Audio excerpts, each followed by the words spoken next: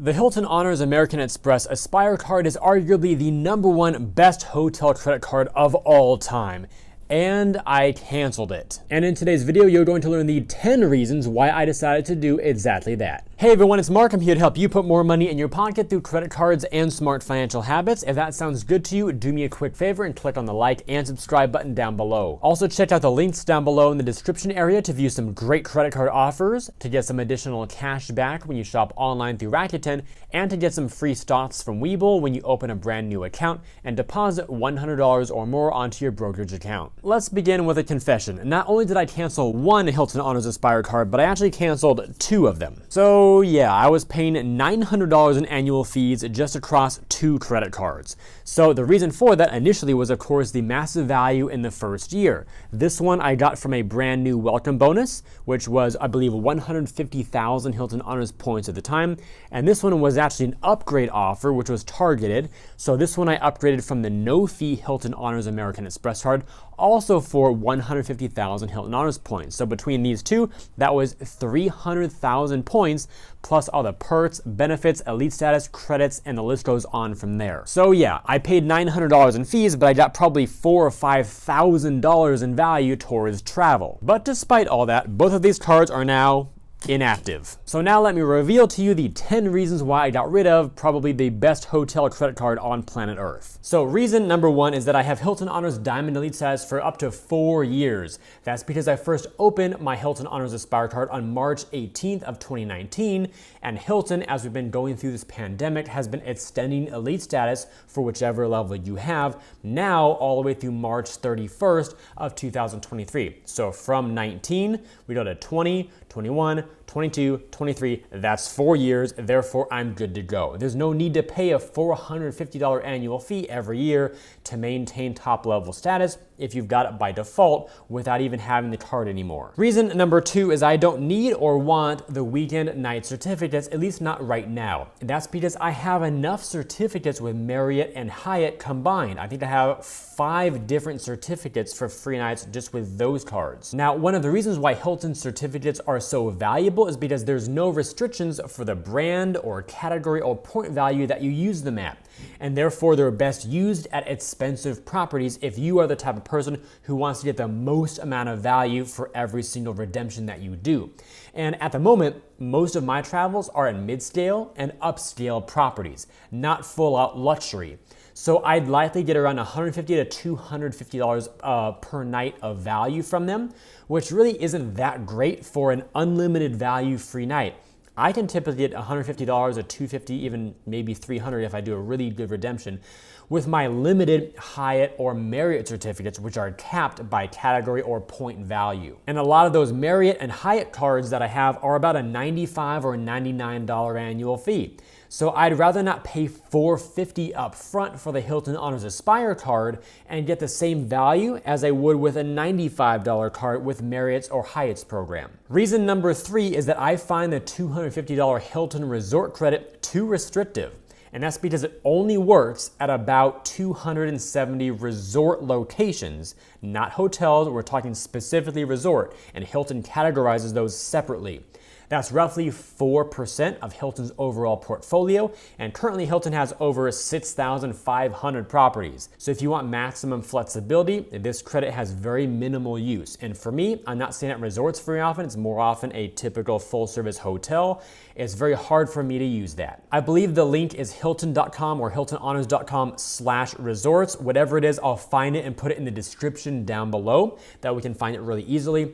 But browse that link and see if you're going somewhere is a property that is classified as a resort, somewhere where you would want to stay. If not, if you've got to change all your plans to really force this benefit, then you might find it to be a lot more stressful than not. Reason number 4 is that I also find the $250 airline fee credit too restrictive. It only works on one airline from a very small list of eligible airlines that you can switch or choose every January.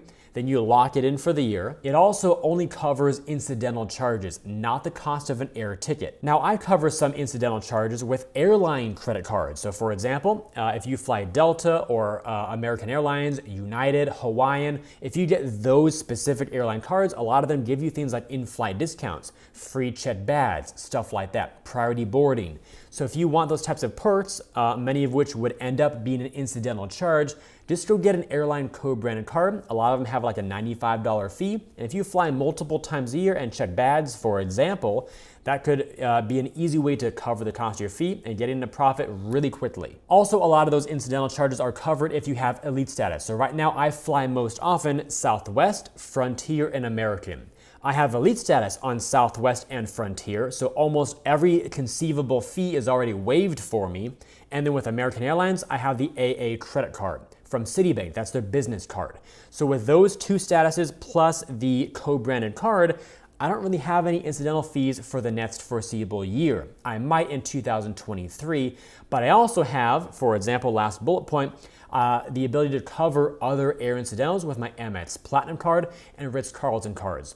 Amex Platinum has a $200 air incidental credit, just like this one, which is $250 for the Aspire, so a little bit less. And then the Ritz-Carlton card has a $300 air incidental credit that can you use for any airline, not just one. So between those two cards, I've got $500 of annual air incidental fee credits, and I don't really need another one. That would be what, $750? I don't have that many incidentals to charge for the next year, so this one made no sense for me. Reason number 5, I also find the $100 Hilton on property credit too restrictive. And get a load of this. It only works at 2 brands, Waldorf Astoria and Conrad, great luxury brands by the way. It requires a 2-night minimum stay. It does not work for the cost of the room, only incidentals charged to the room like food, beverage, spa treatments, maybe greens fees, stuff like that. You also must book via a special link, HiltonHonors.com/Aspire Card, or via phone when you reference the code ZZAAP1. And you also must book the flexible rate, which may not be the lowest rate.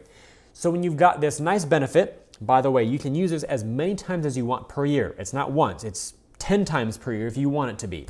But when you take this cool benefit and you really crunch it down into just these certain brands, just this type of stay, not the cost of the room, it really squeezes out a lot of the value for me. On to reason number 6, I don't need another Priority Pass membership. It's a great membership to have if you like lounge access, especially while traveling internationally, because most Priority Pass lounges are located outside of the United States.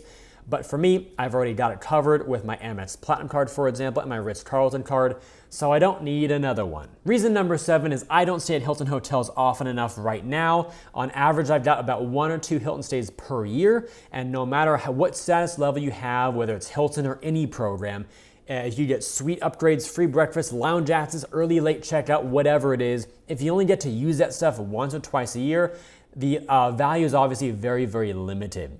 If I were doing 4, 5, 6, 7 stays a year, then that's much easier to justify. So if I'm gonna be getting very infrequent use out of these benefits, as great as they are, it doesn't really make sense to pay that big fee. Reason number 8 is I'm not focused on earning Hilton points right now. My plan A is cash back, and plan B is to earn flexible or transferable travel points. So cash back is what I use for investments, also to cover monthly expenses and things like that, because you can't do that with Hilton points.